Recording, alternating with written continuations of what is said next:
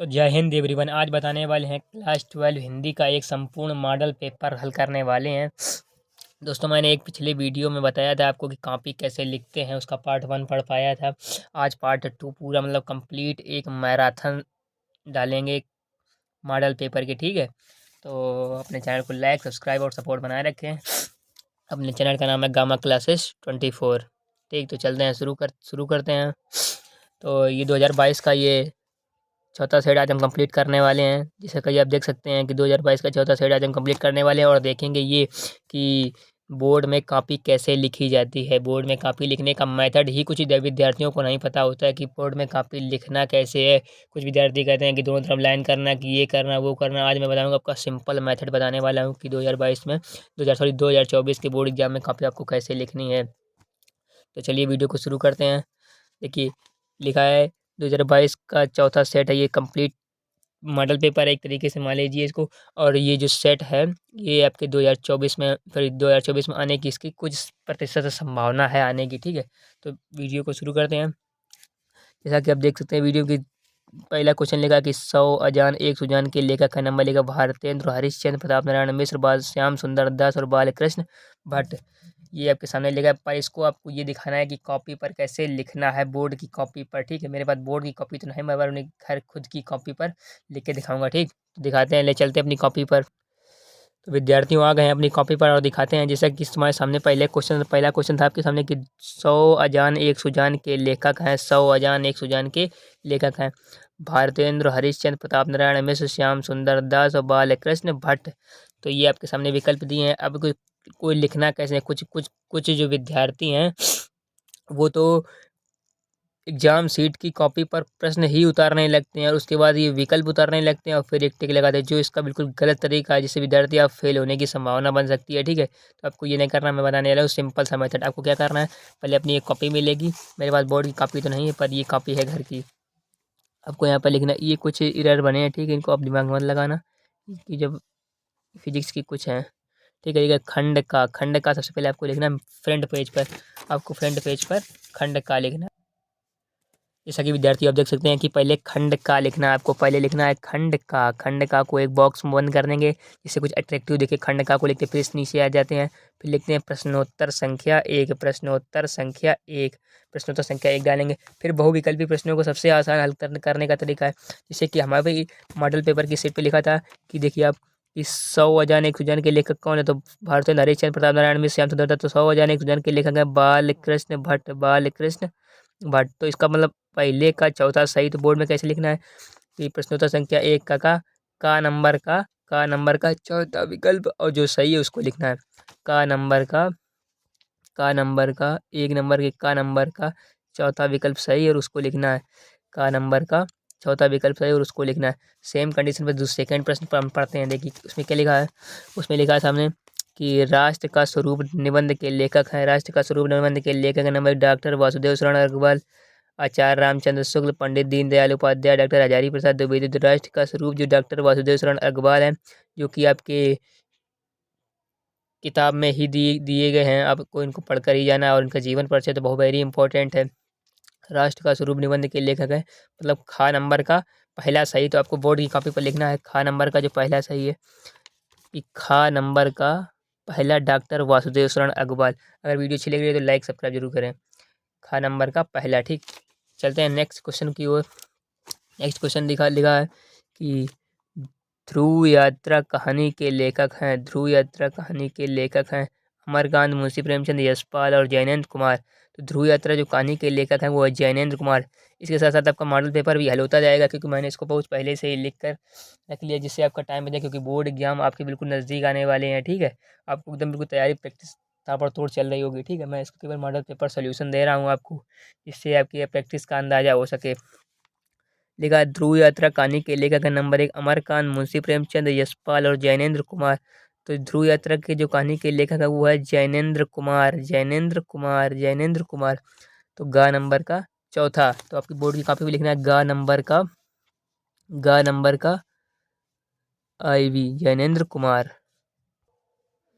जैनेन्द्र कुमार। जो गा नंबर का दिखा IV नंबर जैनेन्द्र कुमार।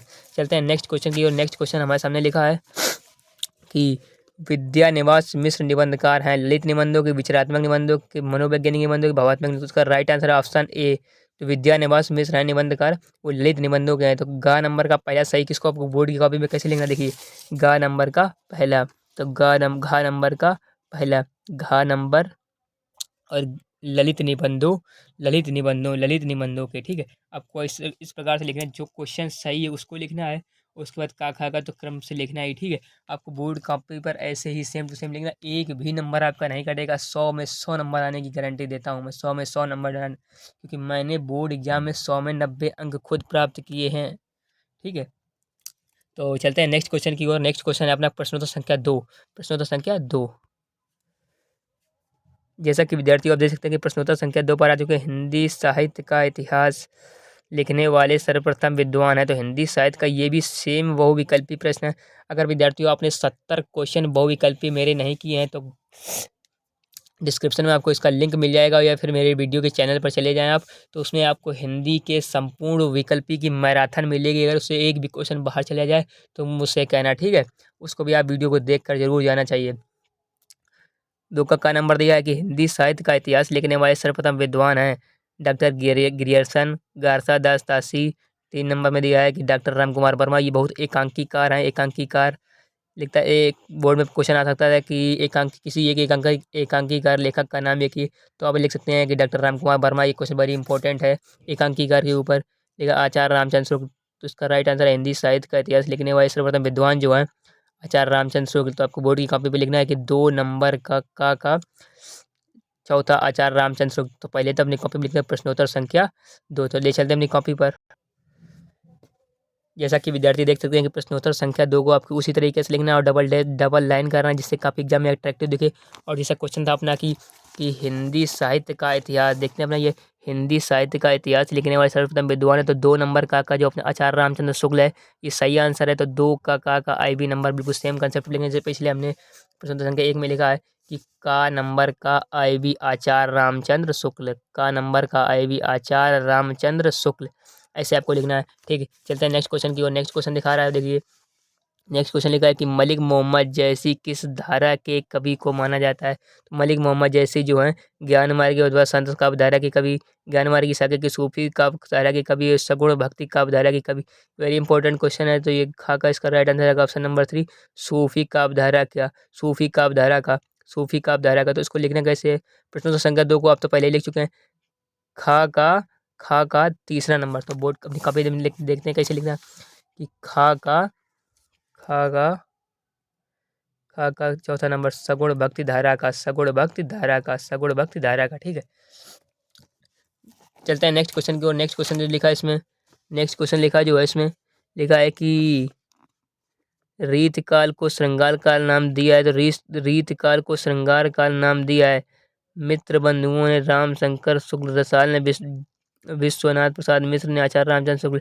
तो रीत काल को श्रृंगार काम नहीं आया तो विश्वनाथ प्रसाद मिश्र ने दिया, ठीक है। तो गा नंबर का तीसरा, तो गा नंबर का तीसरा, गा नंबर सॉरी स्टूडेंट इसमें लिखा है राम शंकर शुक्ल रसाल। तो इसका राइट आंसर है राम शंकर शुक्ल रसाल, राम शंकर शुक्ल रसाल। इसका राइट आंसर है राम शंकर शुक्ल रसाल। विद्यार्थियों देखते हैं कि घ नंबर में दिया है कि लहर की रचनाकार, वेरी इंपॉर्टेंट क्वेश्चन है कि लहर की रचनाकार नंबर 1 महादेव वर्मा, जयशंकर प्रसाद, सूर्यकांत त्रिपाठी, डॉक्टर राम कुमार वर्मा। तो इसका राइट आंसर लहर की रचनाकार जयशंकर प्रसाद जी। तो बोर्ड की कॉपी पर लिखेंगे जयशंकर प्रसाद जी कैसे कि घ नंबर का दूसरा विकल्प सही है और जयशंकर प्रसाद, घ नंबर का दूसरा विकल्प सही है जयशंकर प्रसाद। इस तरीके से आपको लिखना, ठीक है। चैनल को लाइक सब्सक्राइब जरूर करें। चलते हैं नेक्स्ट क्वेश्चन की ओर। नेक्स्ट क्वेश्चन लिखा है अपने सामने कि हिरोशिमा कविता के रचनाकार हैं। तो रामधारी सिंह दिनकर, रचनाकार वीरेंद्र बसंत अग्गे, महादेव वर्मा और माखनलाल चतुर्वेदी। तो हिरोशिमा कविता के रचनाकार जो हैं वो अग्गे जी हैं, रचनाकार वीरेंद्र बसंत अग्गे। तो आपको लिखना है अड़ा नंबर का अड़ा नंबर का दूसरा, ठीक है। तो इस प्रकार से बोर्ड की कॉपी में लिखना है अड़ा नंबर का दूसरा अग्गे जी, ठीक। इस प्रकार से आपको लिखना है। ये चलते हैं आपको नेक्स्ट क्वेश्चन, क्वेश्चन नंबर 3 में, जिसमें आपको दिखाना है कि गद्यांशों को किस प्रकार से हल किया जाता है। गद्यांश सबसे सरल गद्यांश होते हैं, इसमें प्रश्न को पढ़कर ही उत्तर दिया जाता है, कोई अपने तीर से उत्तर नहीं बनाया जाता, ठीक है। तो चलते हैं आपको गद्य विधा पर।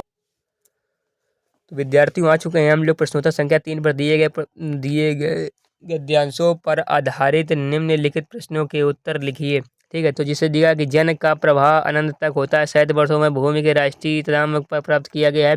जब तक सूर्य की रश्मियाँ नित्य प्रातः भवन के अमृत से भरी होती हैं, तब तक यह राष्ट्रीय जन का जीवन भी अमर है। इतिहास में अनेक उतार चढ़ाव पार करने के बाद राष्ट्र निवासी जन में नई लहरें को आगे बढ़ाने के लिए अजर अमर जन सततशाही जीवन नदी के प्रवाह की तरह है, जिससे कर्म और श्रम द्वारा उत्थान अनेक घाटों का निर्माण करना होता है। तो विद्यार्थी आपको एक बार इसको पहले ध्यान पूर्वक पढ़ लेना है, ठीक है। तो चलते हैं, पहले दिखाते हैं आपको किस प्रकार से इसको लिखा जाता है, ठीक है। तो ले चलते हैं कॉपी पर। तो विद्यार्थियों जो देख सकते हैं, जैसे लिखा है प्रश्नोत्तर संख्या 3, प्रश्नोत्तर संख्या 3, प्रश्नोत्तर संख्या 3 आपको इसे लिखना और डबल लाइन लगाना है जिससे अट्रैक्टिव दिखे, ठीक है। तो देखो एग्जाम्पल, इस एग्जाम में कैसे लिखना है, जैसे कि आपका था इसमें देखिए कि स्टार्टिंग के 2 अक्षर जन का प्रवाह और लास्ट के 3 अक्षर करना होता है। डट करके पहले इसको ऐसे लिखा जाता है कि जैसे एग्जामिनर जान सके कि आप लोगों ने कैसे इसको गद्य को मतलब लिखा है, ठीक है। देखते हैं। तो जन का डट डट डट डट होता है, मतलब 2 अक्षर स्टार्टिंग के, 2 अक्षर लास्ट के। जन का डट डट डट डट डट होता है, आपको ऐसे लिखना है, ठीक है। फिर देखिए प्रश्नोत्तर संख्या, जिसे इसमें दिया है कि अब प्रश्न नंबर का पूछ रहा है कि जन का प्रवाह का आशय लिखिए, जन के प्रवाह का आशय लिखिए। तो प्रश्न आपको उतारना नहीं है, ठीक है। लिखना जन का प्रवाह का आशय लिखिए, तो उतारना नहीं, आपको क्या करना है, देखिए इसमें डायरेक्ट उत्तर देना है। उत्तर आपको कहाँ से देना है, उसी पद्यांश को पढ़कर। देखिए चलिए पढ़ते हैं। जैसा कि विद्यार्थियों आप देख सकते हैं कि जन का प्रवाह अनंत होता है, सहस्त्र वर्षों में भूमि के साथ राष्ट्रीय जन के तदाम प्राप्त किया है। जब तक सूर्य की रश्मियाँ नित्य प्रातः काल भुवन पर अमृत से भर देती हैं, तब तक राष्ट्रीय जन का जीवन भी अमर है, ठीक है। तो विद्यार्थियों जन का प्रवाह जो क्वेश्चन दिया था कि जन के प्रवाह से क्या शक, तो यहाँ से लगा के आपको यहाँ तक लिख देना है, ठीक। जैसा कि हमने दिखाया है कि जन का प्रवाह का आशय है, जन का प्रवाह अनंत होता है, सहस्त्र वर्षों में भूमि के किसी सभी राष्ट्रीय जन से तदाम प्राप्त किया है। आपको कुछ नहीं करना है, आपको बस इसी से यहाँ से लगा के यहाँ तक, यहाँ से लगा के जन के प्रवाह अनंत होता है, सहस्त्र वर्षों में जन के तदाम प्राप्त किया है।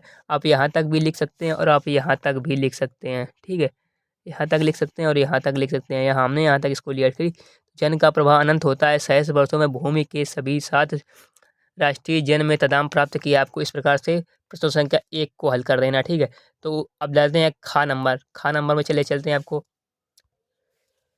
तो विद्यार्थी आ चुके हैं हम प्रश्नोत्तर संख्या 2 के खा पर। चलिए देखते हैं, लिखा है कि खा नंबर में कि राष्ट्रीय जन किसके समान आगे बढ़ने के लिए अजर और अमर है।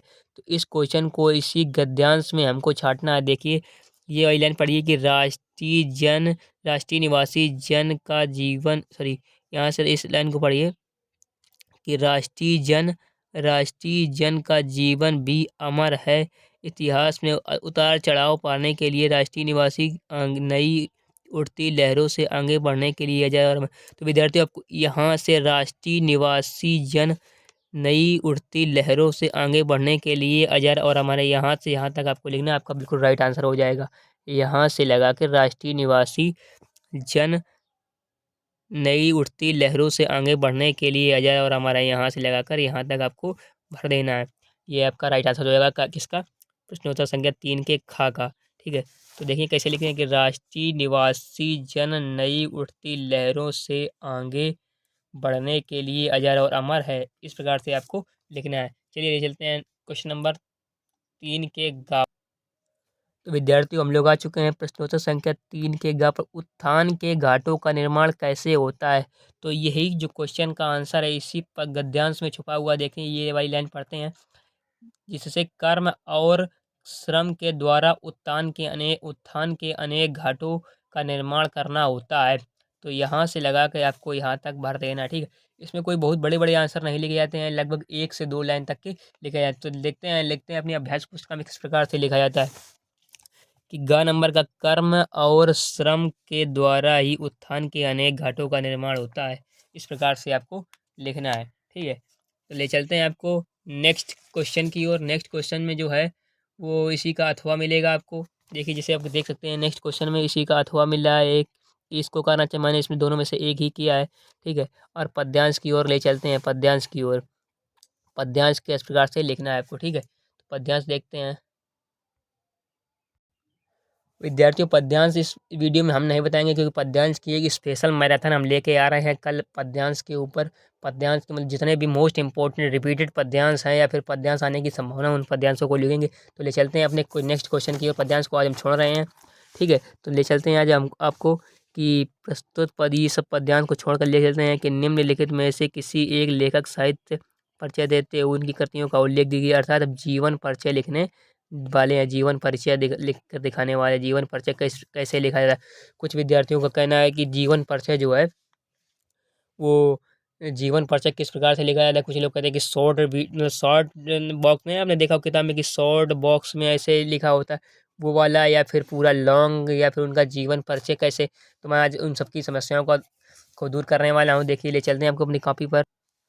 तो विद्यार्थियों, दिखाते हैं आपको जीवन परिचय लिखना है। इसमें से 3, 4, 5 कवि, सॉरी 3 कवि आपके ऑप्शन में दिए हैं कि प्रोफेसर जी सुंदर रेड्डी, डॉक्टर एपीजे अब्दुल कलाम, हजारी प्रसाद द्विवेदी। तो हजारी प्रसाद द्विवेदी का मोस्ट इंपॉर्टेंट जीवन परिचय जो बोर्ड में हर साल आता है, लगभग 2009, 10, 11, 12, 13 लगातार सवाल क्वेश्चन आ रहा है कि हजारी प्रसाद, तो मैंने हजारी प्रसाद द्विवेदी का ही लिखा, और ये बहुत अच्छे एक कवि हैं, ठीक है। तो देखते हैं अपनी कॉपी पर। तो विद्यार्थियों, सबसे पहले आपको लिखना है प्रश्नोत्तर संख्या 5, प्रश्नोत्तर संख्या 5, और इस प्रकार से डबल लाइन लगा देनी है। फिर देखिए, हेडिंग लगानी है आपको डॉक्टर हजारी प्रसाद द्विवेदी, और एक बॉक्स में लिख देना जिससे काफ़ी अट्रैक्टिव दिखे, ठीक है। फिर हेडिंग लगानी है जीवन परिचय, जीवन परिचय लिखना है, ठीक। जीवन परिचय में लिखना है कि डॉक्टर हजारी प्रसाद द्विवेदी का जन्म डॉक्टर हजारी प्रसाद द्विवेदी का जन्म बिहार के बलिया जिले के दुबे के छपरा नामक गांव में हुआ था। इनका जन्म सन 1907 ईस्वी में हुआ था। इनके पिता का नाम अनमोल द्विवेदी है तथा माता का नाम ज्योति कला था। ज्योति कली थी। इनके प्रारंभिक शिक्षा घर पर ही हुई। सन 1957 ईस्वी में भारत सरकार द्वारा प्रथम पद्म भूषण सम्मान द्वारा सम्मानित किया गया है। और सन 1979 19 मई 1979 को यह हिंदी का साहित्य का महान साहित्यकार, ठीक है। नेक्स्ट पेज पे ले चलते हैं।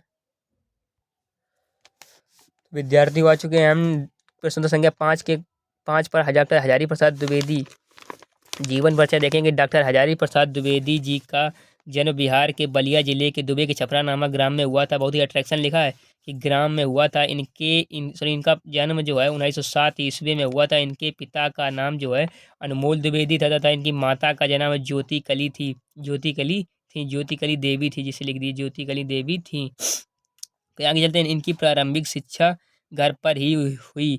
सन 1957 ईस्वी में भारत सरकार द्वारा पद्म विभूषण सम्मान द्वारा सम्मानित किया गया तथा उनके सन 19 मई और 19 मई डेट आपको याद रखनी। 19 मई और 1979 ईस्वी को हिंदी साहित्य के ये महान, नेक्स्ट ले चलते हैं, हिंदी साहित्य के ये महान, देखिए वीडियो में नहीं दिख रहा होगा, दोबारा पढ़ लेते हैं यहाँ से कि इनकी प्रारंभिक शिक्षा घर पर ही हुई। सन 1957 ईस्वी में भारत सरकार द्वारा पद्म भूषण सम्मान द्वारा सम्मानित किया गया।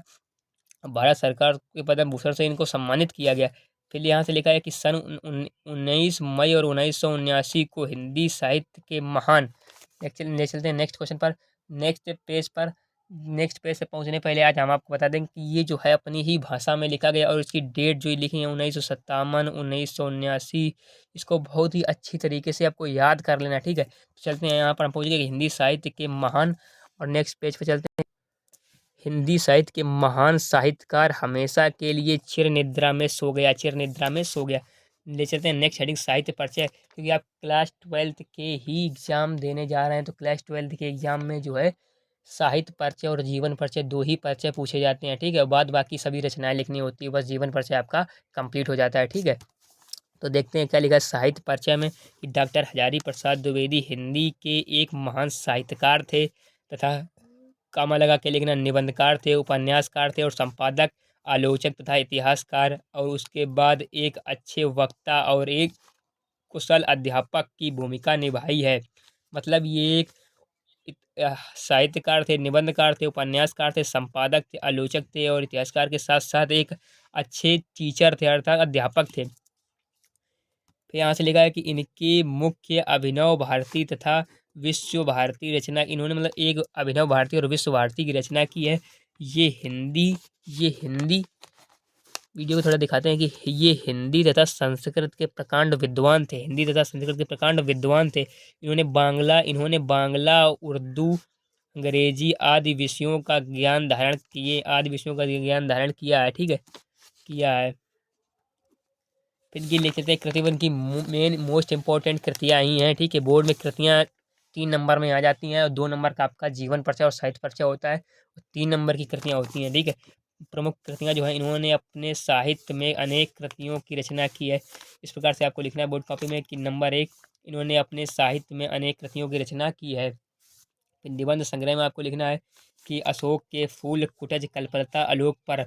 इस प्रकार से ये आपके उनके निबंध हो जाते हैं। कौन कौन से? अशोक के फूल, कुटज, कल्पलता और आलोक पर्व। तो ये इनके सभी निबंध है, जिसको आपको याद करके जाना। फिर ले चलते हैं उपन्यास, क्योंकि बाणभट्ट की आत्मकथा एक इनका उपन्यास है और पुनर्नवा एक उनका उपन्यास है। ठीक है, तो ले चलते हैं आपको इनकी नेक्स्ट रचना पर लिखा है कि हिंदी साहित्य का इतिहास है और हिंदी साहित्य का आदिकाल। हिंदी साहित्य का इतिहास और हिंदी साहित्य का आदिकाल इनका इतिहास रहा है। ठीक है, तो ले चलते हैं इन्होंने आलोचना साहित्य, साहित्य संचय, सूर साहित्य और कबीर। इनकी आलोचना साहित्य है। कौन कौन सी? साहित्य सहचर और सूर साहित्य और कबीर, इनकी जो है वह है आलोचना साहित्य। ठीक है, तो ले चलते हैं आपको नेक्स्ट जीवन परिचय क्वेश्चन के अकॉर्डिंग पर देखते हैं किसका क्या लिखना है। तो विद्यार्थियों आ गए हम खा नंबर प्रश्न में लिखा है कि निम्नलिखित में से किसी एक कवि का साहित्य परिचय देते हुए उनकी कृतियों का उल्लेख कीजिए। अधिकतम शब्द सीमा 80। ठीक है, तो इसमें दिए हैं कि दिए गए जयशंकर प्रसाद, माधवी वर्मा और रामधारी सिंह दिनकर। ये आपको 3 विकल्प दिए, इसमें से किसी एक को आपको लिखना है। ठीक है, तो मैंने इसमें जयशंकर प्रसाद का लिखा है, जो कि बहुत मोस्ट इंपॉर्टेंट है जयशंकर प्रसाद को। तो दिखाते हैं अपनी कॉपी पर किस प्रकार से लिखना है। आपकी बोर्ड की कॉपी में जयशंकर प्रसाद, और अपनी लैंग्वेज में, किसी को रट्टा लगा कर नहीं जाना, अपनी लैंग्वेज में ही लिखना है। ठीक है, तो देखिए चलते हैं अपनी कॉपी पर। तो विद्यार्थियों सबसे पहले आपको लिखना है कि प्रश्नोत्तर संख्या 5 का खा इस प्रकार से डबल लाइन करना है, जिससे काफ़ी अट्रैक्टिव दिखे एग्जाम में। ठीक है, फिर हेडिंग लिखना है जयशंकर प्रसाद जी आपको लिखना है। फिर उसके बाद आपको लिखना है कि जीवन परिचय, हेडिंग लगानी है जीवन परिचय, और उसके बाद लिखना शुरू करना है कि क्या क्या आपको इसमें दिया है। कि छायावाद के महान प्रवर्तक, अगर आपसे क्वेश्चन पूछे कि छायावाद के महान प्रवर्तक या छायावाद के महान कवि कौन है, तो जयशंकर प्रसाद और महादेवी वर्मा। ये 2 क्वेश्चन आप इससे तैयार कर लीजिए, क्योंकि विकल्प में क्वेश्चन आ सकता है। ठीक है, छायावाद के महान प्रवर्तक जयशंकर प्रसाद जी का जन्म सन 1889 ईस्वी में 1889 ईस्वी में बिहार के एक प्रसिद्ध साधु सुंगनी साहू के नामक परिवार में हुआ था। इनके पिता का जो नाम है वो देवी प्रसाद साहू था। ये याद करके जाना आपको, मोस्ट इम्पोर्टेंट, देवी प्रसाद साहू था। तथा इनके बचपन में ही माता पिता का देहावसान हो गया, अर्थात इनके माता पिता जो बचपन में ही गुजर गए। फिर लिखा है कि इनके एक बड़े भाई थे, जिनका नाम था शंभूनाथ। सब अपनी लैंग्वेज में ही लिखा गया है। एक बड़े भाई थे शंभूनाथ। ठीक है, शंभूनाथ जी कुछ दिनों के बाद चल बसे। शंभूनाथ जी भी हैं जो कुछ दिनों के बाद चल बसे, अर्थात देहावसान उनका भी हो गया। लिखा है यह छायावाद का कवि बिल्कुल अकेला पड़ गया, अर्थात जो जयशंकर प्रसाद जी हैं बिल्कुल अकेले पड़ गए, मतलब परिवार का कोई सदस्य ही नहीं रहा इनके। ठीक है, लिखा कि संपूर्ण गृहस्थी का भार जयशंकर प्रसाद जी के ऊपर आ गया, मतलब संपूर्ण गृहस्थी का भार जो है वो जयशंकर प्रसाद जी अकेले ही अवस्था में लेने लगे। ठीक है, लिखा है कि इतनी विशाल कठिनाइयों में भी इन्होंने हिंदी साहित्य की सेवा करना नहीं छोड़ा। कहने का तात्पर्य कि इन्होंने इतनी विषम परिस्थितियों में भी साहित्य को मतलब छोड़ा नहीं, कि साहित्य अपनी रचनाओं को नहीं छोड़ा। ठीक है, जिसमें इनकी रुचि थी, नहीं छोड़ा। फिर लिखा है कि और सन 1937 ईस्वी में यह महान साहित्यकार पंचतत्व में लीन हो गया, और सन 1937 ईस्वी में जो है ये इनका भी देहावसान हो गया, अर्थात ये चल बसे। सन 1937 ईस्वी में इनका भी देहावसान हो गया। यह महान साहित्यकार पंचतत्व में लीन हो गया। इस प्रकार से आपको लिखना है। ठीक है, तो नेक्स्ट हेडिंग आपको लगानी कि साहित्य परिचय। छायावाद का यह प्रकांड विद्वान अपने साहित्य रचनाओं और में प्रेम सौंदर्य का इतना सुंदर चित्रण किया है कि शायद कोई ऐसा कवि हुआ हो।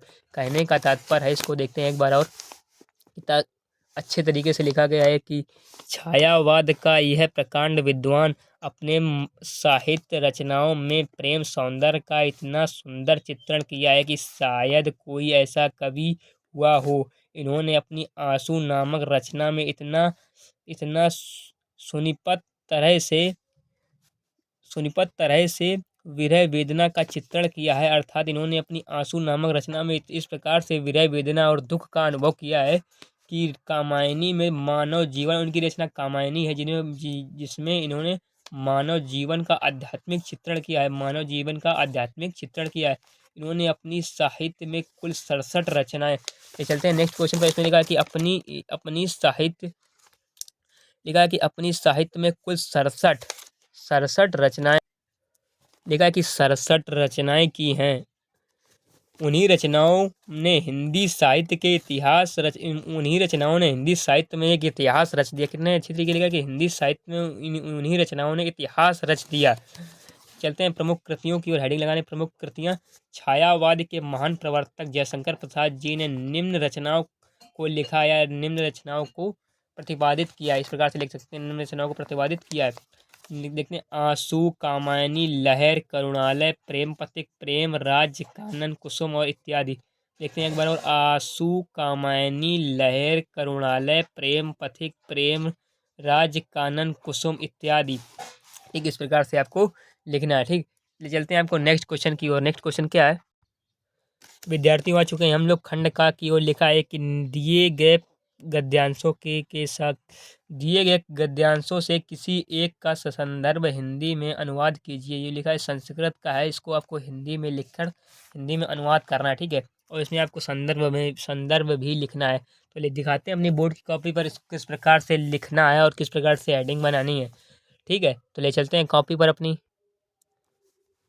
सबसे पहले आपको लिखना है खंड खा लिखकर उसको एक डब्बे में बंद करना है जिससे अट्रैक्शन दिखाए। और ले चलते, देखिए हमने इसमें भी दिखाया था कि गद्य और पद्य को इस प्रकार से लिखा जाता है कि 2 शब्द सबसे स्टार्टिंग के और 2 शब्द सबसे लास्ट के डॉट डॉट डॉट कर लिखा जाता है।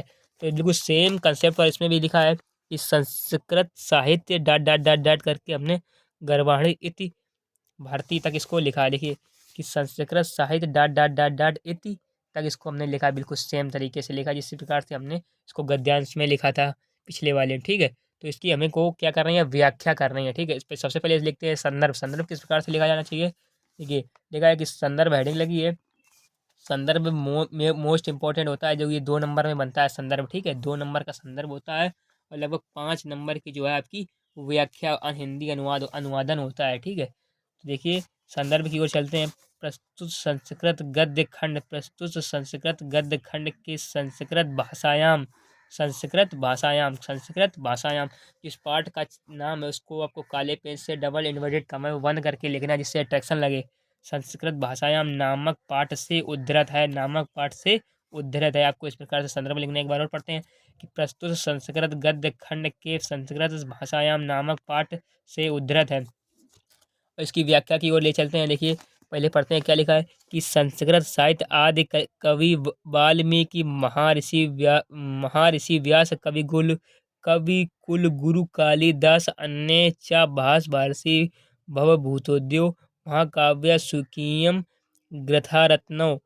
ठीक है, अद्यापि पाठ का नाम हृदय विराजते। तो इस प्रकार से अब ये लिखा है, आपको इस प्रकार इसकी जो है व्याख्या करनी है। ठीक है, दिखाते हैं इसको इस प्रकार से लिखना है आपको कि संस्कृत साहित्य के आदि कवि। पहली लाइन का अर्थ है कि संस्कृत साहित्य आदि कवि वाल्मीकि और महर्षि वेदव्यास और कवि कुल गुरु कालिदास, अन्य चा और भी भास भारसी भवभूतोद्यो महाकाव्य स्वीकियम ग्रंथ रत्ने अध्यापि पाठ का नाम हृदय विराजनते, मतलब हृदय में विराजते हैं। देखिए लिखा है कि संस्कृत साहित्य के आदि कवि वाल्मीकि, कवि कुल गुरु कालिदास और अन्य चाप भाषा विद्वानों, मतलब भाषाओं को के विद्वान भव्य वादों से के महाकाव्य स्वयं अपने हृदय में विराजते हैं।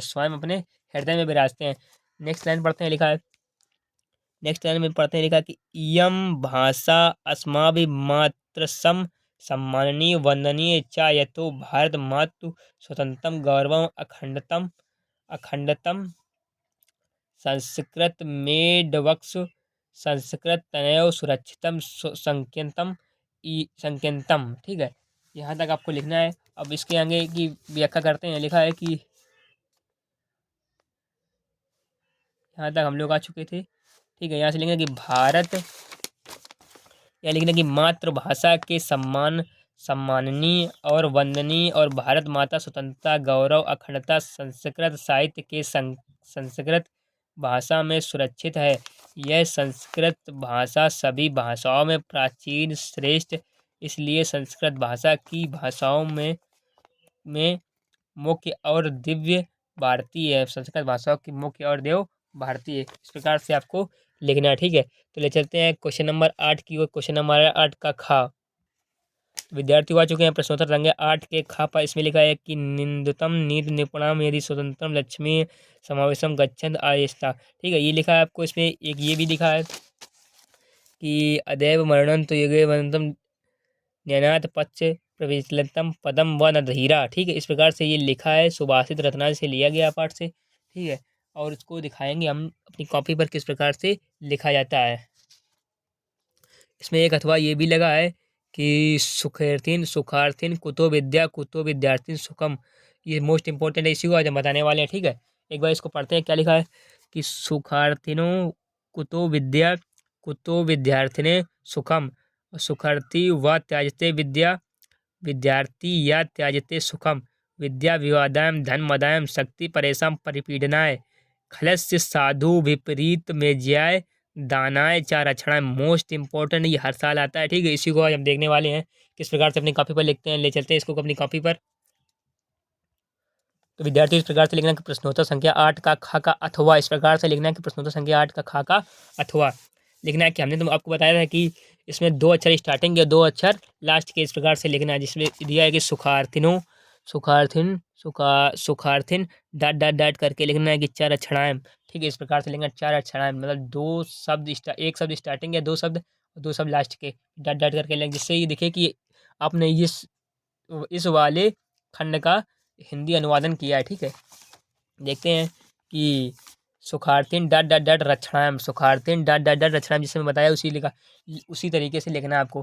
ठीक है, इसमें देखते हैं कि इसमें भी दिखा कि संदर्भ लिखना है आपको। संदर्भ किस प्रकार से लिखना है, तो हेडिंग लगानी है संदर्भ। संदर्भ प्रस्तुत हिंदी संस्कृत के श्लोक, मतलब ये श्लोक से लिया गया था और वो पिछला वाला जो है वो गद्य से लिया गया था। तो प्रस्तुत हिंदी संस्कृत के श्लोक के सुभाषित रत्नाम। आपको पाठ को बिल्कुल याद रखना है, क्योंकि इसमें पाठ का अंक भी आता है, पाठ का नंबर, मतलब पाठ का नाम भी पूछा जाता है कि ये संदर्भ में।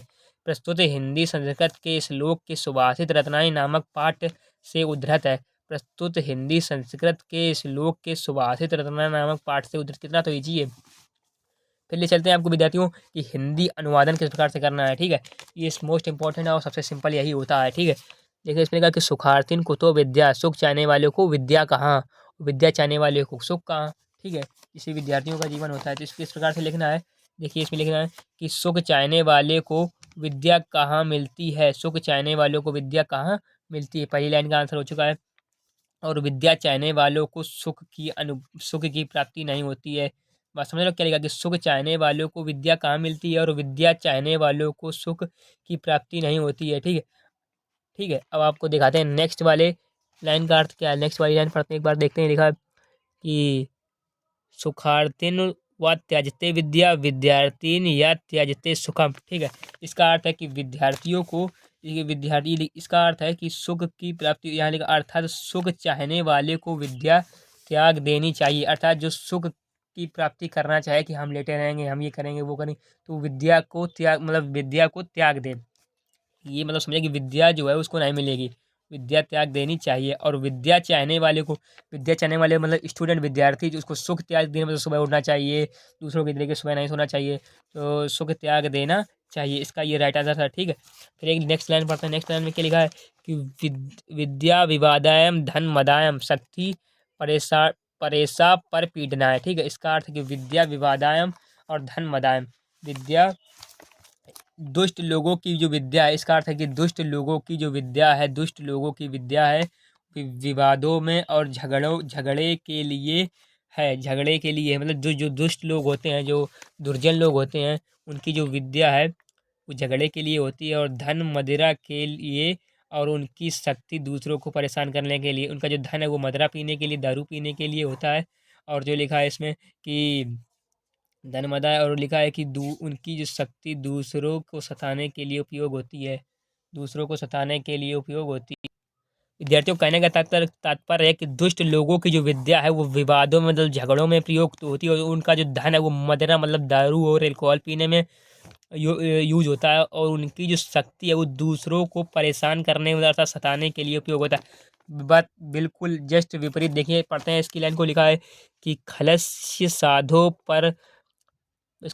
साधो विपरीत में जनाए दानाए चार अक्षराएं। ठीक, इसका बिल्कुल बिल्कुल विपरीत मतलब अपोजिट लिखा है, बिल्कुल सेम देखने पड़िए कि विपरीत अर्थात बिल्कुल इसके विपरीत साधु या सज्जन लोग, जो अच्छे लोग होते हैं, साधु होते हैं, एकदम सज्जन लोग होते हैं, साधु सज्जन लोग होते हैं। लिखा है कि इसके विपरीत साधु और सज्जन लोगों का ज्ञान जो दूसरों को देने के लिए, और जो धन जो है उनका, वो धन है दान करने के लिए, जो गरीबों को दान करने के लिए धन होता है, और उनकी जो शक्ति है वो लोगों की रक्षा करने के लिए होती है। एक बार दोबारा पढ़ते हैं। लिखा है कि जो इसके विपरीत जो है साधु जो अच्छे लोग होते हैं, साधु या सज्जन लोग होते हैं, उनका जो ज्ञान है दूसरों को देने के लिए, और धन है जो है गरीब लोगों को दान करने के लिए होता है। और लिखा है उसमें कि दान करने के लिए होता है, उनकी जो शक्ति है वो दूसरों को मतलब लोगों की रक्षा करने के लिए होती है। ठीक है, तो आई होप आशा करता हूँ कि आपको समझ में आया होगा। तो ले चलते हैं आपको नेक्स्ट क्वेश्चन नंबर 9 की ओर। ठीक है, तो अब हम लोग व्याकरण के पोर्शन पर उतर चुके हैं। व्याकरण का पोर्शन देखते हैं क्या है। प्रश्नोत्तर संख्या 9 हेडिंग लग। विद्यार्थियों, जैसा कि आप देख सकते हैं कि निम्नलिखित मुहावरों लोकोक्तियों में से किसी एक शब्द का अर्थ लिखें, मतलब किसी एक शब्द का इसमें अर्थ लिखना है। क्या लिख सकते हैं आप? अपना उल्लू सीधा करना, इसका भी अर्थ लिख सकते हैं। घी के दिए जलाना, इसका लिख सकते हैं। एक पथ के दो काज, लिख सकते हैं। एक अनार 100 बीमार, मतलब 4 विकल्प दिए, किसी एक का लिखा है। ठीक है, तो इसका हम लिख देंगे कि घी के दिए जलाना मतलब अर्थात खुशियाँ मनाना। ठीक है, यही लिख देते हैं, घी के दिए जलाना, खुशियाँ मनाना। ठीक, तो ले चलते हैं अपनी कॉपी पर किस प्रकार से लिखना है आपको। तो विद्यार्थियों देखिए, प्रश्नोत्तर संख्या 9 आपको इस प्रकार से बना लेनी है। ठीक है, और डबल लाइन अगर जिससे अट्रैक्शन लगे।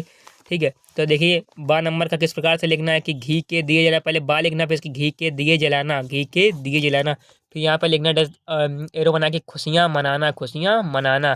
इसका फिर वाक्य प्रयोग करना है। वाक्य प्रयोग कि भगवान राम 14 वर्षों के बाद वन से लौटने पर अयोध्या वासियों ने घी के दिए जलाए। कि भगवान राम जो है 14 वर्ष के बाद वन से लौटने पर, जब वन से लौटे थे भगवान राम, तो अयोध्या वासियों ने घी के दिए जलाए अर्थात खुशियाँ मनाई थी। ठीक है, तो ले चलते हैं नेक्स्ट क्वेश्चन की ओर। नेक्स्ट क्वेश्चन में क्या लिखा है? क्वेश्चन नंबर 10 नंबर की ओर ले चलते हैं। 10 का। तो विद्यार्थियों, आगे हम लोग अपनी 10 के का पर लिखा है कि निम्नलिखित में संधि विच्छेद के सही विकल्प का चयन कीजिए। पहले क्वेश्चन का को बहुत एग्जाम में बोर्ड ध्यान से पढ़ना है, क्योंकि कुछ विद्यार्थी तो घबरा जाते हैं, डर जाते हैं, ये पेपर वो पेपर। आपको एकदम शांति से एक लंबी सांस लेकर ही पेपर को कायदे में पढ़ना है, क्योंकि प्रश्न पत्र को पढ़ने के लिए 15 मिनट दिए जाते हैं। ठीक है, तो लिखा है इसमें कि आपको संधि विच्छेद बनाना है, निम्न के किसी एक का ही बनाना है। ठीक है, तो लिखे अत्याचार का संधि विच्छेद है, अत्याचार का जो संधि विच्छेद है। ठीक है, महेंद्र का संधि विच्छेद है, नायिका का संधि विच्छेद है, नायिका का। तो किस प्रकार से आपको लिखना है? ठीक है, दिखाते हैं अपनी कॉपी पर इसको। देखिए विद्यार्थियों, इसमें लिखा है कि अत्याचार का सही संधि विच्छेद नंबर 1 अत्यधन आचारा, अतिधन आचारा, अतधन आचारा, अधन त्याचारा। ठीक है, त्याचारा। तो अत्याचारा का जो राइट आंसर है वो है अतिधन आचारा, अतिधन आचारा, अतिधन आचारा। ऑप्शन नंबर बा में लगा है अतिधन आचार। तो किस प्रकार से लिखना है आपको देखते हैं। इसमें किस लिखना है कि प्रश्नोत्तर संख्या 10 का 10 का लिखना है कि आ नंबर का बा जो सही अतिधन आचारा, अतिधन आचारा, अतिधन आचारा। इस प्रकार से लिखना। देखें, पढ़ते हैं नेक्स्ट क्वेश्चन। नेक्स्ट क्वेश्चन लिखा है कि महेंद्र का संधि विच्छेद है। तो महेंद्र का संधि महधन इंद्र, महाधन इंद्र, महेधन इंद्र, महोधन इंद्र। तो इसका राइट आंसर है महेंद्र का जो सही संधि विच्छेद महधन, महधन इंद्रा, महधन इंद्रा, महधन इंद्रा। ये जो लिखा है महधन इंद्रा, ऑप्शन नंबर ए महधन इंद्रा। इस प्रकार से आपको लिखना बोर्ड कॉपी में कैसे लिखना है कि महधन इंद्रा। प्रश्न संख्या ये तो हेडिंग एक बार डाल ही लेनी है। फिर दूसरे नंबर का जो आ नंबर सही है वो महधन इंद्रा। इस प्रकार से आपको लिखना है। ठीक है, ले चलते हैं तीसरे नंबर पर। तीसरे नंबर पर लिखा नायका का संधि विच्छेद है, तो नय धन अका, ना धन आयका, नाय धन अयका, नो धन अका। तो इस प्रकार से जो दिया है इस प्रकार से आपको लिखना है, ठीक है। तो नायका कुछ सही संधि विच्छेद है नय धन अका, तो किस प्रकार से लिखना नय धन अका। तो इसमें लिखना है कि 3 नंबर का जो आ सही है वो लिखा है नय धन अका। इस प्रकार से आपको लिखना है, इस प्रकार से आपको लिखना है। तो देखिए चलते हैं नेक्स्ट क्वेश्चन की ओर। नेक्स्ट क्वेश्चन में क्या है, तो विद्यार्थियों देखते हैं नेक्स्ट क्वेश्चन। नेक्स्ट क्वेश्चन दिया है कि खा नंबर दिए गए शब्दों के विभक्ति वचन और के अनुसार सही विकल्प का चयन कीजिए। मतलब विभक्ति और वचन आपको लिखना है। तो दिखा है पहला क्वेश्चन लिखा है आपके सामने कि आत्मना शब्द में विभक्ति और वचन है। आत्मना शब्द में विभक्ति और वचन है। द्वितीय विभक्ति एक वचन, तृतीय विभक्ति एक वचन, पंचम विभक्ति एक वचन, सप्तम विभक्ति एक वचन। इसका राइट आंसर आत्मना जो है वो तृतीया विभक्ति एक वचन है। तृतीया विभक्ति ये विद्यार्थी आपको एकदम याद करनी पड़ेंगी, इसमें कोई ट्रिक व्रिक काम नहीं करती, मैंने पिछले वीडियो में बताया था। पर इसको बिल्कुल याद करना है, दो ही तो हैं आपके में, आत्मना और नामने। बस दो याद कर लीजिए, 2 नंबर आपके बिल्कुल क्लियर हो जाएंगे। तो आत्मना शब्द का जो विभक्ति वचन है, तो आत्मना जो है ये तृतीय विभक्ति एक वचन में लगता है, ठीक है। तो बोर्ड की कॉपी में आपको किस प्रकार से लिखना है देखिए, अभी ले चलते हैं आपकी कॉपी। तो विद्यार्थियों पहले सबसे पहले आपको लिखना है कि प्रश्नोत्तर संख्या 10 का खा, प्रश्नोत्तर संख्या 10 का खा हेडिंग लगा देनी है। तो इसमें लिखना है कि जो पहला क्वेश्चन था कि तृतीय विभक्ति जो आत्मना है वो किस विभक्ति में, तृतीय विभक्ति बहुवचन में है। तो इस प्रकार से लिखना है कि तृतीय विभक्ति एक वचन, कि आ नंबर का बा तृतीय विभक्ति एक वचन। इसका राइट आंसर इस प्रकार से लिखना है कि जो ऑप्शन सही है उसको लिखना है और 1 नंबर जो लिखा है, ठीक है, इस प्रकार से आपको लिखना है। फिर पढ़ते हैं नेक्स्ट क्वेश्चन। नेक्स्ट क्वेश्चन में लिखा है क्या कि नामने शब्द में विभक्ति और वचन है। तो नामने शब्द में विभक्ति और वचन देखने क्या नामने शब्द में विभक्ति वचन है वो है कि चतुर्थी विभक्ति एक वचन, चतुर्थी विभक्ति एक वचन, ये वाला आपको याद कर लेना, ठीक है। तो ले चलते हैं विद्यार्थी नेक्स्ट क्वेश्चन। नेक्स्ट क्वेश्चन में क्या देखते हैं, नेक्स्ट क्वेश्चन विद्यार्थियों आगे हम लोग नेक्स्ट क्वेश्चन में निम्नलिखित में से शब्द युग्म का सही अर्थ का चयन करके लिखिए। लिखा अभय और उभय, अभय और उभय। तो इसके मतलब ये दो ही शब्द हैं जो एक तरीके से लगते हैं, इनके अर्थ अलग अलग होते हैं, देखते हैं। तो अभय भय, भयपूर्ण और भय रहित, भयहीन और दोनों, आकाश और पृथ्वी, आशा और लापरवाही। तो अभय और उभय, ये भयहीन और दोनों, भयहीन और दोनों, इसका राइट आंसर भयहीन और दोनों। 11 का एक का 12 नंबर देखते हैं इसका विद्यार्थी को क्या राइट आंसर है। 11 के एक भयहीन और दोनों। तो किस प्रकार से अपनी कॉपी पर लिखते हैं देखें, ये चलते हैं इसकी कॉपी पर अपनी। विद्यार्थी सबसे पहले आपको हेडिंग लगा देनी है क्या कि प्रश्नोत्तर संख्या 11 का, प्रश्न संख्या 11 का। इस प्रकार से आपको लिखना है। कुछ विद्यार्थियों को यही नहीं पता होता कि बोर्ड में कॉपी लिखी कैसे जाती है, ठीक है। तो 11 का, ठीक है। तो 11 का में क्वेश्चन क्या था कि अभय और उभय का जो राइट आंसर है, अभय उभय है, भयहीन और दोनों, किस प्रकार से लिखनी देखिए। तो प्रश्नोत्तर संख्या 1 का बा भयहीन और दोनों, भयहीन और दोनों, इस प्रकार से आपको लिखना है, भयहीन और दोनों।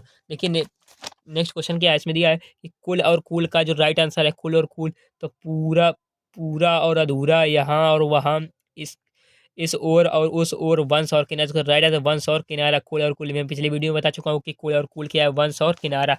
तो क्या लिखना है इसका कि सेकेंड नंबर का दा नंबर सही है। तो सेकेंड नंबर का कि जो 11 का है उसका दा नंबर सही है, ये दा नंबर वंश और किनारा, वंश और किनारा, इस प्रकार से आपको लिखना है। विद्यार्थियों आशा करता हूँ आपको वीडियो बहुत अच्छी लगी, लाइक सब्सक्राइब कमेंट जरूर करें, ठीक है।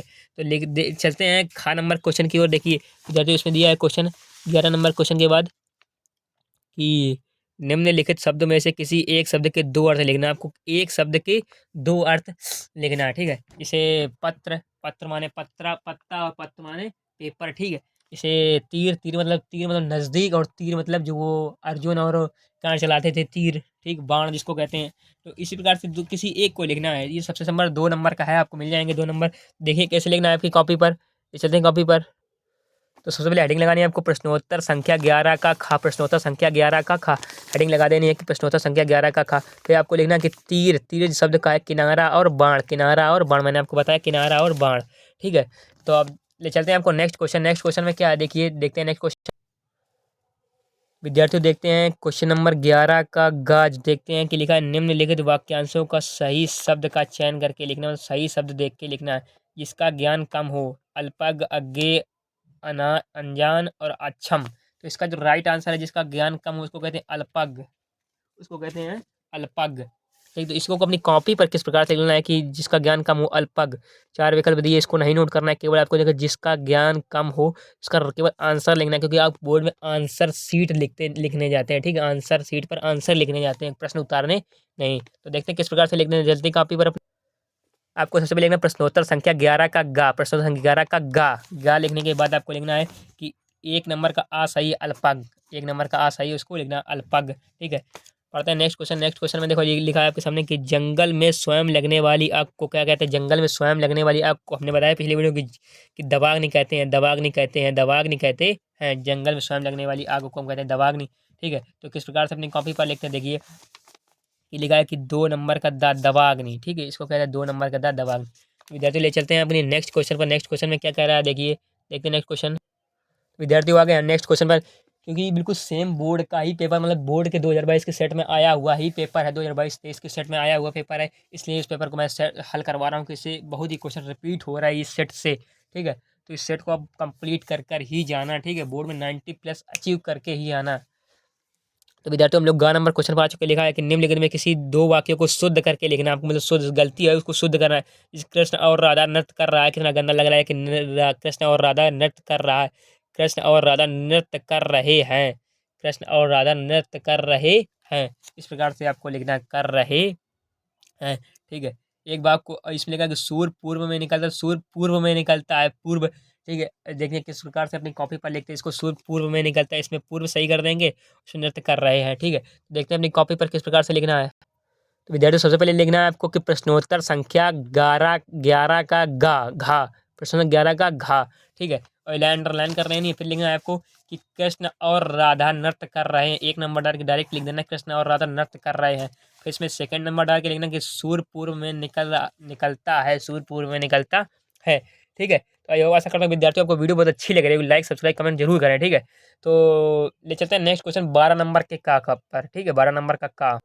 तो विद्यार्थियों देखते हैं 12 नंबर क्वेश्चन कह रहा है कि श्रृंगार रस और वीर रस का स्थायी भाव बताते हुए उसकी परिभाषा और उदाहरण लिखित। 2 नंबर का, ठीक है, क्वेश्चन है कि श्रृंगार रस में और या वीर रस में किसी एक को लिखना है, ठीक है। तो मैं इसमें वीर रस लिखता हूँ, वीर रस रस की एक वीडियो में डाल दूंगा, ठीक है। तो वीर रस जो है आज मैं बताने वाला हूँ, देखिए किस किस प्रकार से लिखते हैं वीर रस का स्थायी भाव बताते हुए और उसकी परिभाषा के साथ साथ उदाहरण भी देते हुए। देखिए ले चलते हैं कॉपी पर। तो विद्यार्थियों आपको लिख लेना है क्या कि प्रश्नोत्तर संख्या 12 का 12 का इस प्रकार से लिख लेना है, ठीक है। हेडिंग यानी वीर रस, और रस जितने भी प्रकार के होते हैं मैं आपको इसमें ट्रिक बताऊंगा कि इसमें विभाव अनुभाव तथा संचारी भाव ही लिखना होता है, विभाव अनुभाव तथा संचारी भाव, विभाव अनुभाव तथा संचारी भाव के सहयोग से जिसका स्थावर उत्पन्न होता है उसी को कहते हैं वो रस, ठीक है। इसे हम देखते हैं, इसमें लिखा है कि वीर रस विभाव अनुभाव तथा संचारी भावों के सहयोग से, मतलब ये वाली जो लाइन है ये सभी रस में उपयोग होगी, ठीक है। लिखा कि विभाव अनुभाव तथा संचारी भाव के सहयोग से जहाँ वीर रस का जो स्थायी भाव उत्साह होता है, तो लिखे विभाव अनुभाव तथा संचारी भाव के सहयोग से जहाँ उत्साह नामक स्थायी भाव की निष्पत्ति होती है वहाँ वीर रस की उत्पत्ति होती है, वहाँ वीर रस की उत्पत्ति होती है। देखिए एक बार दोबारा से पढ़ते हैं, क्या लिखा है कि विभाव अनुभाव तथा संचारी भाव के सहयोग से जहाँ उत्साह नामक स्थायी भाव की निष्पत्ति होती है वहाँ वीर रस की उत्पत्ति होती है। इस प्रकार से आप लिख सकते हैं कि इसमें मतलब करुण रस आ जाता है, तो करुण किस प्रकार से लिखना कि विभाव अनुभाव तथा संचारी भाव के सहयोग से जहाँ दुख नामक स्थायी भाव की उत्पत्ति होती है उसे हम करुण रस कहते हैं, ठीक है। इसमें तो वीर रस पूछा, तो वीर रस में लिखना कि विभाव अनुभाव तथा संचारी भाव के सहयोग से जहाँ उत्साह नामक स्थायी भाव की निष्पत्ति होती है वहाँ वीर रस की उत्पत्ति होती है, ठीक है। इस प्रकार से लिखना है और इसका आपको लिख के दिखाना है कि उदाहरण किस प्रकार से लिखना, क्योंकि उदाहरण भी आता है इसमें 2 नंबर में, ठीक है। चरण चेतक सवार हुआ करता था भूतल पानी को। देखिए राणा प्रताप से रिलेटेड है वीरेश का एग्जाम्पल कि चरण चेतक सवार हुआ करता था भूतल पानी को, राणा प्रताप सिर काट काट सफल बनाता जवानी को, ठीक है। ये आपको लिख के याद करके बिल्कुल जाना है क्योंकि ये बोर्ड में बहुत ही इंपॉर्टेंट है। ये रस और हिंदी का कुछ जो सिस्टम है वो 10-15 सालों से बिल्कुल सेम आ रहा है, जिस प्रकार से रस हो गए, ठीक है, और ये आपके रस हो गए, और ये आपके जो 2-2 नंबर वाले आत्मना नामने हो चुके हैं, ठीक है, अभय उभय हो चुके, कुल और मतलब संपूर्ण व्याकरण तो एकदम निश्चित है आना। और एक जैसे मुक्त यज्ञ हो गया, ठीक है, इस प्रकार से मुक्त यज्ञ हो गया, और भी बहुत कुछ खंड काव्य है, ठीक है, और भी बहुत कुछ खंड काव्य है, ठीक है। देखते हैं और तो यहाँ से अपना ये क्वेश्चन कंप्लीट होता है, ठीक है। तो और इसमें एक ये लाइन लिख लेने की वीर रस का स्थायी भाव उत्साह होता है, जो आपसे पूछा था वीर रस का स्थायी भाव क्या होता है, तो कहते वीर रस का जो स्थायी भाव है इस प्रकार से लिखना कि वीर रस का जो स्थायी भाव है वो उत्साह होता है, ठीक है। चलिए चलते हैं नेक्स्ट क्वेश्चन। नेक्स्ट क्वेश्चन क्या देखते हैं नेक्स्ट क्वेश्चन। तो विद्यार्थियों हम लोगों ने एक क्वेश्चन कंप्लीट कर लिया था कि श्रृंगार रस और वीर रस में क्या लिखना है, ठीक। अब देखते हैं यमक यमक तथा रूपक का लक्षण तथा उदाहरण सहित लिखिए। तो यमक तथा रूपक का जो लक्षण उदाहरण सहित लिखना है, 2 नंबर का ये भी है। ठीक है, देखते हैं यमक तथा।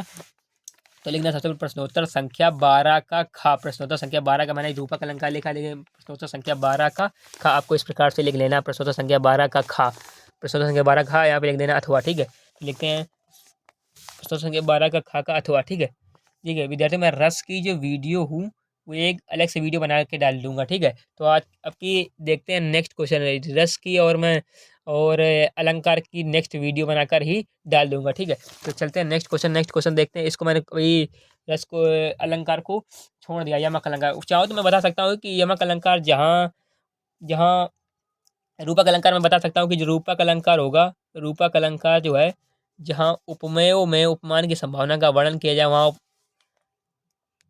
रूपक अलंकार। जहाँ उपमेयों में, जहाँ देखो बता देता हूँ यहाँ पर, क्योंकि मैं अलग से वीडियो लगाऊंगा। जहाँ उपमेयों में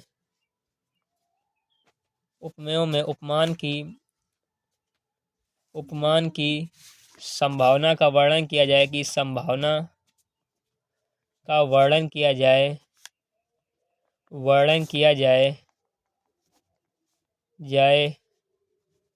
वहाँ रूपक अलंकार होता है, वहाँ रूपक अलंकार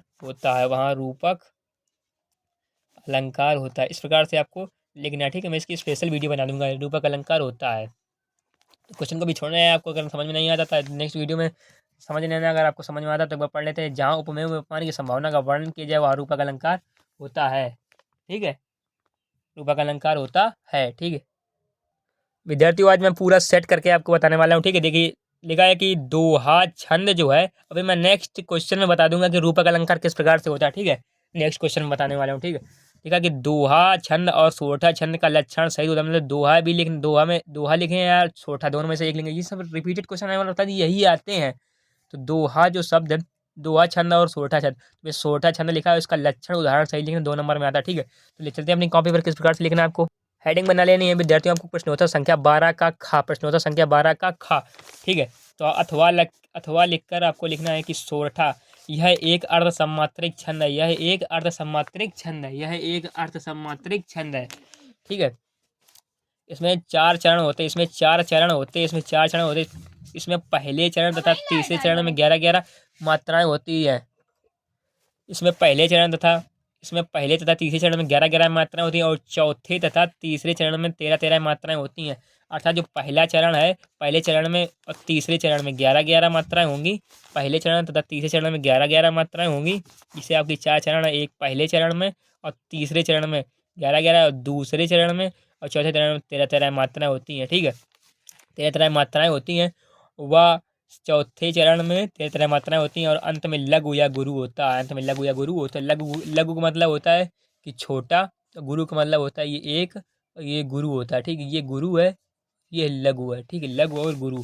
ठीक है, तो विद्यार्थी देखते हैं इसका एग्जाम्पल किस प्रकार से लिखना है। एग्जाम्पल उदाहरण में, जो सुमिरत सिद्धि होए करण गण नायक करिवर वदन करहु अनुग्रह सोए रिद्धि सिद्ध शुभ गुण सदन, रिद्धि सिद्ध शुभ गुण सदन। इस प्रकार से आपको याद करना है, और आपको इस पर दर्शा देना है कि ये जो जिसमें 2 मात्रा होती हैं वो गुरु लघु लघु लघु लघु लघु लघु गुरु लघु। तो ठीक है, इनको जोड़ने पर जाएगा 11।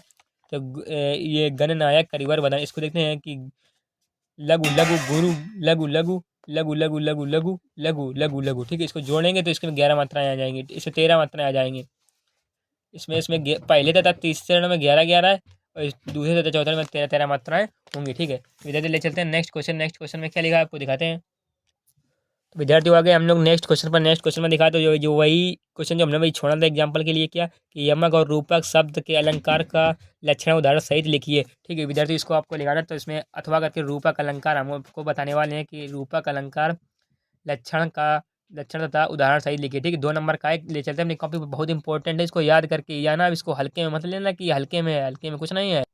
सबसे पहले आपको क्वेश्चन नंबर लिखना है, क्योंकि क्वेश्चन नंबर से ही एग्जामिनर चेक करेगा आपका कि किस प्रकार कौन क्वेश्चन नंबर किस नंबर का क्वेश्चन है और किस प्रकार से हमको जो इसको हैंडल करना है। ठीक है, तो देखते हैं प्रश्नोत्तर संख्या 12 का गा, प्रश्नोत्तर संख्या 12 का गा इस प्रकार से आपको लिखना है। ठीक है, अथवा वाला। ठीक है, तो इसमें हेडिंग लेंगे रूपक अलंकार, जहाँ उपमेयों में उपमान का भेद रहित आरोप होता है वहाँ रूपक अलंकार होता है। जहाँ उपमेय में उपमान का भेद रहित आरोप होता है वहाँ रूपक अलंकार होता है।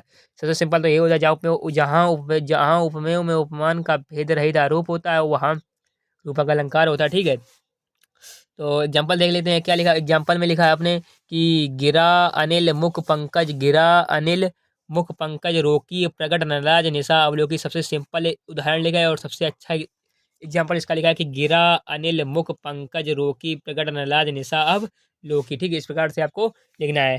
ठीक है विद्यार्थियों, ऐसा आशा करता हूँ आपको समझ में आ रहा है। ठीक है, और इस प्रकार से, और जो क्वेश्चन नंबर जो 7 मैंने इसको छोड़ा था एक क्वेश्चन, तो दिखाते हैं उसको 7 किस प्रकार से लिखना है आपको। तो विद्यार्थियों देखते हैं क्वेश्चन नंबर 7 जो मैंने ये छोड़ दिया था, इसको मैंने हल ही नहीं किया, इसको कोई लास्ट में हल करते हैं। क्योंकि ठीक है कि श्रवण कुमार खंड का जो है, श्रवण कुमार रश्मि मुक्ति यज्ञ और सत्य की जीत त्यगपति त्यगपति आलोक व्रत, और ठीक है ये सभी जिले में अलग अलग आते हैं, तो इसको अपने जिले वाई जिले के अनुसार याद कर जाना। ठीक है, तो मैं इसमें बताने वाला हूँ मुक्ति यज्ञ किस प्रकार से लिखना। ठीक, नेक्स्ट वीडियो में अलग बता देंगे, और इस वीडियो में बताने वाला हूँ मुक्ति यज्ञ, मुक्ति यज्ञ को बताने वाला हूँ। ठीक, देखिए किस प्रकार से लिखते हैं मुक्ति यज्ञ। मुक्ति यज्ञ में इसमें 2 लिखे हैं कि मुक्ति यज्ञ खंड काव्य की कथा कथा सार को अपने शब्दों में लिखिए, और लिखा है कि मुक्ति यज्ञ खंड काव्य के आधार पर महात्मा गांधी के चरित्र चित्रण में इसमें चरित्र चित्रण करने वाला हूँ। अथवा नंबर 7 का अथवा नंबर। ठीक है, तो ले चलते हैं कॉपी पे किस प्रकार से लिखना है, इसी को याद करके ही जाना। जिन विद्यार्थियों को पहली बार तो याद करना नहीं, एक बार पढ़ के चले जाना। ठीक है, कोई रट्टा नहीं लगा के। विद्यार्थियों सबसे पहले आपको लिख लेना है इसमें प्रश्नोत्तर संख्या 7, प्रश्नोत्तर संख्या 7 लिख लेना।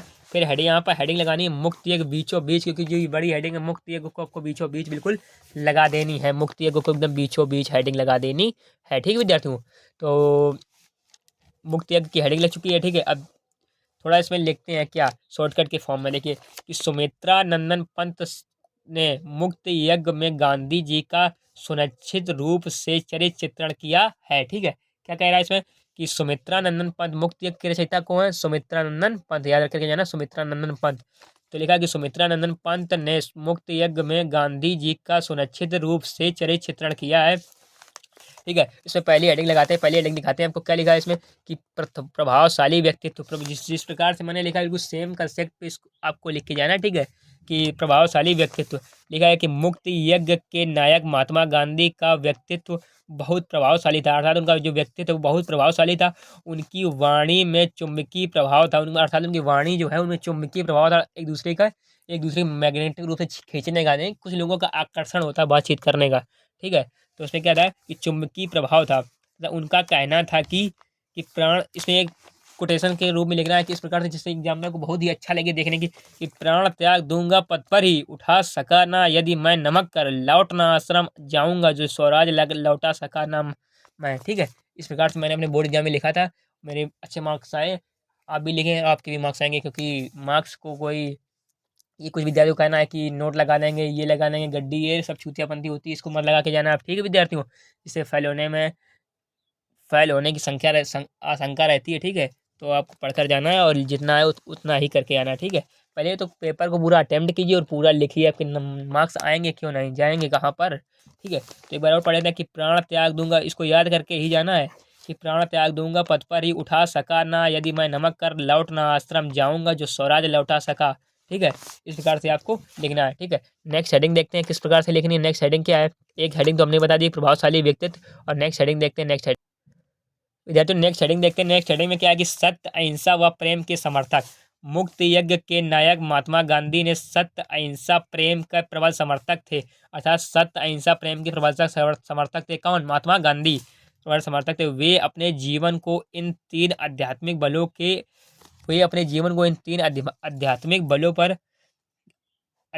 पर उतारते थे, अक्षरस उतारते थे। उन्होंने अपने इन तीन आध्यात्मिक बलों के आधार पर अंग्रेजी सरकार की नींव हिला डाली। देख रहे बात, समझ रहे किस प्रकार से लिखा है कि मुक्त यज्ञ के नायक महात्मा गांधी ने सत्य अहिंसा प्रेम के प्रबल समर्थक थे। उन्होंने अपने जीवन को इन तीन आध्यात्मिक अक्षरस पर बलों के तरीके उतारा कि उन्होंने अपने इन तीन आध्यात्मिक बलों के आधार पर अंग्रेजी सरकार की नींव हिला डाली। ठीक है, और उसमें एक कोटेशन लिख देना है जिससे अट्रैक्शन लगे। ठीक है, कि वह प्रसिद्ध दांडी यात्रा थी जनके राम गए थे फिर वन, सिंधु तीर पर लक्ष्य विश्व का दांडी ग्राम बना बलि प्रांगण। ठीक है, इस प्रकार से आपको ये कोटेशन लिख देना है, ये वेरी इंपॉर्टेंट कोटेशन है। ठीक है, लिखा कि जन के नेता, तो मुक्त यज्ञ के नायक, मुक्त यज्ञ जन नेता हेडिंग लगा देनी, लिखना मुक्त यज्ञ के नायक जन जन जन के प्रिय नेता थे, जन जन के प्रिय नेता थे। उन्होंने एक संकेत मात्र से ही लाखों नर और नारियां सर्वत्र न्यौछावर, मतलब एक संकेत मात्र, एक बार दोबारा पढ़ते हैं, कितना एग्जाम्पल एकदम एकदम ऐसा लिखा गया है जिस प्रकार से कि कोई इसको पढ़े तो एकदम इसमें आकर्षित हो जाए पढ़ते समय। देखिए किस प्रकार से मुक्त यज्ञ के नायक, जन जन के प्रिय नेता थे। मुक्त यज्ञ के जो नायक थे वो जन जन के प्रिय नेता। मुक्त यज्ञ के नायक कौन थे? मुक्त यज्ञ के नायक थे महात्मा गांधी। नायक का मतलब हीरो होता है, ठीक है। और इसके लेखक कौन थे? सुमित्रानंदन पंत होता है, पंत थे सुमित्रानंदन पंत। तो जन जन के प्रिय लोग, अर्थात जन जन का मतलब है कि लोगों के प्रिय नेता थे कौन? महात्मा गांधी। उन उनके एक संकेत मात्र, अर्थात किसके संकेत से? महात्मा गांधी के संकेत मात्र से ही लाखों नर नारियां, लाखों नर नारियां का मतलब क्या है?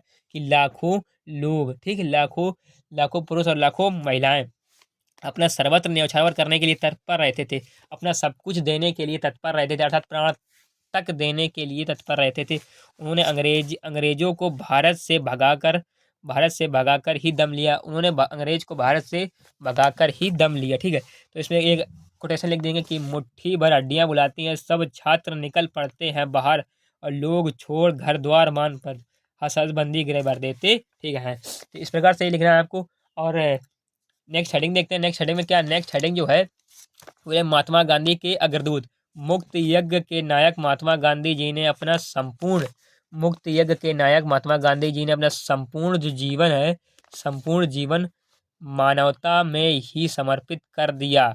मुक्त यज्ञ के नायक महात्मा गांधी जी ने अपना संपूर्ण जीवन है मानवता में ही समर्पित कर दिया। उनका कहना था कि मानव मन से उत्पन्न घृणा से नहीं अपितु प्रेम से मारती है। उन्होंने कहा कि, देखिए ले चलते हैं नेक्स्ट पेज पर। नेक्स्ट पेज में लिखा है, उसमें विद्यार्थी एक कोटेशन फिर लिख देना कि घृणा घृणा से नहीं मरेगी, बल प्रयोग पशु साधन निर्धन, हिंसा पर निर्मित भू संस्कृति मानवीय होगी ना मुझे भय, ठीक है। इस प्रकार से कोटेशन लिख देना। तो विद्यार्थियों मैंने देख सकते हैं आप कि यहाँ से हमने चालू किया था मुक्त यज्ञ, सुमित्रानंदन पंत ने बताया था, फिर प्रभावशाली व्यक्ति कोटेशन लगा दिया, ठीक है। फिर यहाँ पर आ जाते हैं कि सत्य अहिंसा प्रेम के समर्थक, इस प्रकार से लिख देना है, फिर कोटेशन लगा देना, ठीक है। जन के नेता आपको लिख देना, फिर कोटेशन लगा देना। मतलब कोटेशन लगाने से ही कितना लंबा होता जा रहा है और कितना टेक्शन लग रहा है देखने के लिए। तो ये ज़्यादा नहीं हिंदी आपको लिखने, कोटेशन ज़्यादा लिख देने हैं, ठीक है। तो हर एक हेडिंग के नीचे एक कोटेशन, हर हेडिंग के नीचे एक कोटेशन, कितना अच्छा लग रहा है, ठीक है। देख सकते हैं आप एक कोटेशन ये, ठीक है। तो विद्यार्थियों ले चलते हैं आपको नेक्स्ट क्वेश्चन। नेक्स्ट क्वेश्चन पर देखते हैं नेक्स्ट क्वेश्चन क्या है। तो विद्यार्थियों आगे हम लोग नेक्स्ट क्वेश्चन देखने पड़ते क्या कि प्रश्नोत्तर संख्या 13 कि अपने क्षेत्र में प्रदूषण उत्पन्न स्थिति का वर्णन करते हुए नगर पालिका अध्यक्ष को एक पत्र लिखिए, अथवा अपने उच्च शिक्षा की स्थिति शैक्षणिक ऋण ऋण प्राप्त करने के लिए किसी बैंक प्रबंधक पर पत्र लिखिए। तो अथवा वाला पत्र लिखेंगे बैंक से ऋण प्राप्त करने के, ठीक है। विद्यार्थियों देखते हैं किस प्रकार से आपको पत्र लिखना और इसी पत्र को एक बार पढ़कर जाना, ठीक। तो विद्यार्थियों सबसे पहले आपको हेडिंग लगानी प्रश्नोत्तर संख्या 13, प्रश्नोत्तर संख्या 13 का अथवा जिस प्रकार से दिया है इसमें, जिस प्रकार से आपके प्रश्न पत्र पर दिया है कि प्रश्नोत्तर संख्या 13 का अथवा, तो प्रश्नोत्तर संख्या 13 का अथवा, फिर इसमें लिखेंगे आवेदन पत्र है, इसमें हेडिंग लगाएंगे। क्योंकि आवेदन पत्र को ध्यान रखना विद्यार्थियों की एक ही पेज में बोर्ड की कॉपी में लिखना, क्योंकि मैंने यहाँ पर जो है एक कोटेशन लिखा था, क्योंकि मैं आपको लिखने का तरीका बता रहा हूँ। पर बोर्ड एग्जाम में आपको लिखना है कि सबसे पहले न्यू पेज में प्रश्नोत्तर संख्या 13 अथवा या जो कुछ आपको लिखना हो, जो 13 नंबर हो या 13 नंबर का पहला, ठीक है। उस प्रकार से मैं एक ही पेज में पूरा लेटर को समाप्त करके आना है, ठीक है। नहीं तो नंबर पूरे कट जाएंगे लेटर के, ठीक है विद्यार्थियों। और ये लेटर कोई मामूली लेटर नहीं है, अर्थात विद्यार्थियों 6 नंबर में लेटर है, ये 6 नंबर का लेटर है, ठीक है। देखिए किस प्रकार से लिखना है आपको प्रश्नोत्तर संख्या 13 अथवा हेडिंग लगा देनी आवेदन पत्र। आवेदन पत्र में लिखना है कि सेवा में प्रबंधक सेवा Punjab National Bank Civil Lines Bareilly, Civil Lines Bareilly, आप जहाँ से उस प्रकार से लिख सकते हैं, ठीक है। Civil Lines Bareilly, Civil Lines Bareilly. तो विद्यार्थी देखते हैं हेडिंग इसमें लिख सकते हैं महोदय, फिर कॉमा लगा के लिखेंगे सविनय निवेदन है कि वर्ष 2009 से पंडित भगवती प्रसाद इंटर कॉलेज में 12th की परीक्षा में, ये अपने अपने विद्यालय का नाम लिख सकते हैं, ठीक है। जो जिसका विद्यालय का नाम हो 12th की परीक्षा में प्रथम स्थान प्राप्त किया है, ठीक है, प्रथम स्थान प्राप्त किया है। उसके बाद मुझे कोई रोजगार नहीं प्राप्त हुआ, उसके बाद भी मुझे कोई रोजगार प्राप्त नहीं हुआ है। मुझे ज्ञात है कि विभिन्न सरकारी ऋण योजनाओं के अंतर्गत आपका बैंक भी बेरोजगार युवकों को 50,000 रुपए तक की ऋण की सुविधा प्रदान कर रहा है। अतः अतः संदर्भ में आवश्यक प्रपत्र आदि भरवाकर मुझे भी उक्त राशि का ऋण प्रदान की प्राप्ति करें। बस आपको इस प्रकार से लिखना है, ठीक है। ज़्यादा कोई लंबा लेटर नहीं लिखना है, बिल्कुल कुछ शॉर्ट शब्द में ही डेट को ख़त्म कर देना और यहाँ पर लिख देना है कि प्रार्थी राहुल कानपुर और यहाँ दिनांक डाल देना। ठीक है, प्रार्थी के नाम, प्रार्थी की जगह अपना नाम डाल सकते हैं या फिर किसी और का भी नाम डाल सकते हैं और यहाँ पर दिनांक डाल सकते हैं। ठीक है, इस प्रकार से आपको लिखना है। ठीक है विद्यार्थियों, तो आशा करता हूँ विद्यार्थियों आपको समझ में आया होगा। ठीक है, तो चैनल को लाइक सब्सक्राइब कमेंट जरूर करें। आपका भाई आपके लिए बहुत मेहनत करता है। ठीक है, मैंने एक कंप्लीट मॉडल पेपर आपको बताया। ठीक है, यहाँ से लेकर ये यहाँ तक पूरा कंप्लीट मॉडल पेपर बताया। ठीक है विद्यार्थियों, तो इस आशा करता हूँ वीडियो आपको बहुत अच्छी लगी होगी। ठीक है, तो चैनल को लाइक सब्सक्राइब कमेंट करें। नेक्स्ट वीडियो कमेंट करना किस पर लाएँ। ठीक है, नेक्स्ट वीडियो कमेंट करना किस पर लाएँ।